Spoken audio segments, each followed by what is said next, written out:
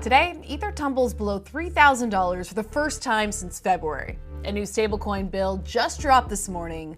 And Tiago Sada from WorldCoin's parent company, Tools for Humanity, explains the identity platform's new L2 blockchain. Major cryptocurrencies are back in the red this morning. By noon Eastern, Bitcoin fell 2.5% to just above $60,000, while Ether fell 2.1% and dropped below that $3,000 price threshold for the first time since February. Solana, on the other hand, in the green, rising about 0.75%. The economy still remains a focus for crypto investors, especially after Fed Chair Jay Powell said yesterday that inflation is persisting and signaled that the central bank is not ready to cut interest rates. There's also, of course, the tensions in the Middle East as Israel weighs a response to Iran's attack from over the weekend. Okay, let's talk about the top stories. Pomp Investments founder Anthony Pompliano joined CNBC's Squawk Box this morning, where he discussed markets and the halving, which is just days away. Talking about Bitcoin is crashing to $64,000 was a dream just a few years ago. So we're up significantly. Since the last halving to today, about 4 years, we're up 800%. So it's been incredible performance. This year to date, it's about 40%. Compare that to gold. Gold's up 7%, year to date. And in the last 5 years, it's only up about 11%. Now, the reason why I bring that up, what I think is really interesting is you actually have lost purchasing power if you've held gold over the last 5 years. Inflation has outpaced gold's performance. So the whole narrative of gold protects your purchasing power is now been debunked, right? For the last 5 years, that's not true. Bitcoin has. So when we start talking about this price run up, that 40% increase to start the year, all of a sudden, why is the price going up? ETFs are a huge piece of it. Also, I think people leading into the halving, that's a big piece of it. But the government has decided we are going to debase the currency, right? And I think that now the world has understood the United States has a debt problem and we're going to debase the currency. So there's some of that going on as well. Pompliano also addressed what he thinks was behind last weekend's crypto sell-off. Whenever there's a moment of fear, right, everyone panics, and what do? They still buy dollars. And so some people are selling because of that. The second thing is, on the weekend, even though the Bitcoin market is open, the bank system is not open. And so you can't get net new dollars into your crypto account to buy Bitcoin. So the only thing you really can do is if you're holding Bitcoin, you can sell it. But most of the people holding Bitcoin are fully allocated. So they don't have dollars to go buy more Bitcoin. There's a very interesting dynamic where even though you want to buy more Bitcoin, you're closed out of the system as well because the banking system won't let you wire in. Pompliano forecasts that Bitcoin could cross $100,000 within the next 12 to 18 months. And he said that it could potentially hit $150,000 like others had predicted, but said that people shouldn't expect the explosive 1,000% move from here for the rest of the bull market. As for the downside, he doesn't think the cryptocurrency will drop below $50,000. Last up, two senators just dropped a new stablecoin bill this morning. Senators Kristen Gillibrand, a Democrat from New York, and Cynthia Lummis, a Republican from Wyoming, said that the bill aims to create a regulatory framework for stablecoins, including mandating a one-to-one reserve, banning algorithmic stablecoins, and complying with U.S. anti-money laundering and sanctions rules. Senator Gillibrand said in the announcement that the bill would protect customers while promoting U.S. dollar dominance while preserving the dual banking system. Both senators joined CNBC this morning and expressed their optimism in progressing the bill and how the bill would tackle the use of stablecoins in illicit transactions. Addressing illicit finance, this stablecoin legislation creates a framework where it rests on top of the dual banking system. It uses the protections of Know Your Customer and anti-money laundering protections in the banking system. Yeah, the worst thing we could do if stablecoins are being misused around the world is to step away and not regulate them. The whole purpose of this bill is to protect consumers while we acknowledge the existence and use of stablecoins. Now, this isn't the first crypto bill that the senators have drafted together. Back in 2022, they introduced the Responsible Financial Innovation Act to bring comprehensive crypto regulation. That bill was reintroduced in 2023. All right, for our main story. Today, WorldCoin, that project that was co-created by OpenAI's Sam Altman, revealed its new Layer 2 blockchain. Ahead of today's announcement, Crypto World's Talia Kaplan spoke with Tiago Sada. He's the head of product, engineering, and design at Tools for Humanity, which is the main developer of WorldCoin, about the new L2. He also addressed recent privacy concerns tied to WorldCoin's key feature, its iris scanning technology. Tools for Humanity, which is WorldCoin's parent company, is announcing a new L2 blockchain called WorldChain. And while the announcement is happening now, the blockchain is expected to launch this summer. It's permissionless, open source, and intended to be ultimately owned and governed by the community.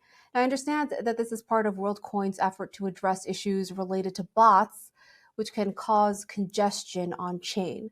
Can you elaborate on the goal of this new blockchain and take us through what prompted this all to come about? Yeah, definitely. So first of all, we're very excited. We've been working the entire community for a long time on this, so happy to finally share it. Generally, in the first place, the reason we started thinking about WorldCoin having its own blockchain was because we just don't fit in the existing network where we're in. We are currently more than 40% of all of the capacity in the network, and it just became clear that WorldCoin needed to have its own home. Now, like you said, something really interesting about WorldChain is that it's designed for humans. What that means is that transactions that are submitted by humans get prioritized block space, and also verified humans get a free gas allowance. And so that's important, not just because it has a better user experience, but it just makes it a lot easier for people to get started using all of these types of applications and protocols in a way that just hopefully leads them to higher adoption. So, how will you be able to prioritize humans over bots? How will this new blockchain work exactly? Exactly. So first, it's important to say that on a foundation level, this is just like a normal EVM compatible chain. The base token is Ether. It's permissionless. Anyone, regardless of whether it's a bot, a verified human, an unverified human, can submit transactions. Now, on top of that, there will be an additional layer that if you're a verified human with a verified world ID, that is, you verified it on your phone or you verified it by visiting an orb, then you get access to like an express lane where your transactions are prioritized so that we make sure that, hey, all the transactions for real humans can make it. And then all of the additional block space, then that can be for bots and for whatever else people want. But we want to make sure that humans can get their transactions in. Now, turning to privacy, there have been concerns tied to WorldCoin's orbs, which collect data by scanning eyeballs. In fact, last month, Spain's privacy watchdog ordered WorldCoin to temporarily stop operating in the country amid concerns about what it was doing with the personal information of users. A few weeks later, WorldCoin was hit with another ban in Europe when Portugal's data regulator ordered it to stop collecting biometric data for 90 days. Since WorldCoin launched last year, criticism related to privacy surrounding its key feature led to regulators, including those in the UK, to look into the project. What's your reaction to all these privacy concerns, especially the recent bans from Spain and Portugal? So generally, it's one of the most counterintuitive things about the project is not just that the orb is private and the world ID is private, but it is perhaps one of the most private systems we've ever used online, period. There's a lot of resources online for that. And the orb firmware itself has actually even been recently open source. And so people can go and take a look at that directly. Specifically when it comes to governments, look, I think it's very natural that when projects of any type start getting to the scale that WorldCoin is reaching, governments should look in to make sure that the statements that are being made are in fact accurate.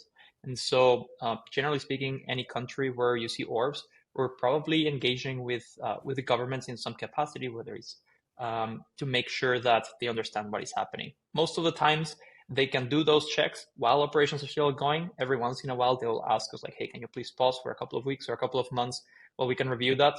And of course, what we would prefer for that to not be the case. It's completely normal. This is a long-term project. They will take years and decades to build it. And so if someone needs a couple of weeks to fully understand it, we think that's totally fine.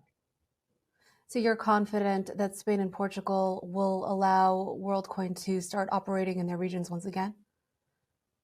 I'm confident that that WorldCoin is not only compliant with all of the regulations, but that it is one of the most private systems that have ever existed, much more than something as basic as social media that we use day to day.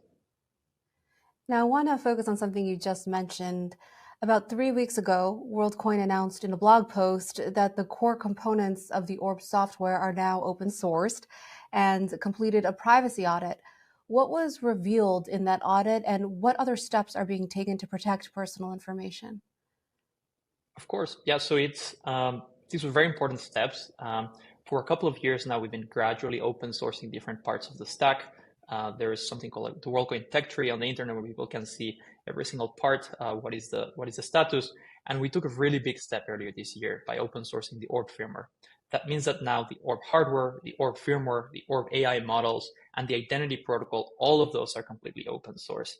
In addition to that, we migrated to a system that we announced in December. I think you actually talked with Alex about World ID 2.0, where now the data that the Orb verifies, users will now actually hold that self-custodially on their personal devices, just as the private keys for their wallets live on their devices. And so ultimately, this is all about giving people more control over how they want to use or delete their data so that they can do it directly. Now, were these steps taken in direct response to all the privacy concerns and temporary bans in regions around the world? Are you noticing a shift now that WorldCoin has taken steps to protect personal information? Are you noticing people are more comfortable with the iris scanning technology now? So all of these changes have honestly been under the works for a long time. Many of them are even mentioned on the white paper. For example, this personal custody was announced in December. Now, we're obviously always in conversation, not just with regulators, but with experts and with the community. And there are many changes, things that the community has just come up with different ideas or regulators have suggested in going about things in different ways. This is a community project, and I expect that over the coming months and years, that will continue to be the case. To your question about how do people feel about this, definitely the response is people are excited, right? Before the systems were open source, you sort of had to trust either the teams building it or some of the auditors, even if they had really good reputation. Now you don't even have to trust those auditors, right? Now you can just go on GitHub and look at the code yourself and you know exactly what is happening. Now, as you noted, we spoke with your CEO back in December when he introduced WorldCoin's World ID 2.0, a protocol update meant to help distinguish between bots and verified humans online while preserving privacy. At the time, he acknowledged that WorldCoin's backlash is not surprising. Do you agree? And is this something the product and engineering team took into consideration when building the orbs? Yeah, so I mean, with any type of technology, like you have the early adopters, then the rest of the population, and then some late adopters. I remember when I first got my first phone, my dad was saying, I will never have one of those things, and now you cannot get him away from his phone. I think that's totally natural. To be honest, right now, in this phase of the project, we're just fully focused on serving all of those early adopters that are really excited to join all over the world. We can't make orbs fast enough. We can't put them out into the world fast enough. A really big reason for why WorldChain was built in the first place, as I was saying, is we're just running out of capacity, right? There's no more room to process all of the transactions and to welcome all of the users that want to join. So we're right now focused on that. And what we've seen is as people start signing up, people in their communities, their friends, their families start hearing about the project. They understand that it's actually incredibly private, and then they eventually go and verify. Okay, that's all. We'll be back again tomorrow, and we'll see you then.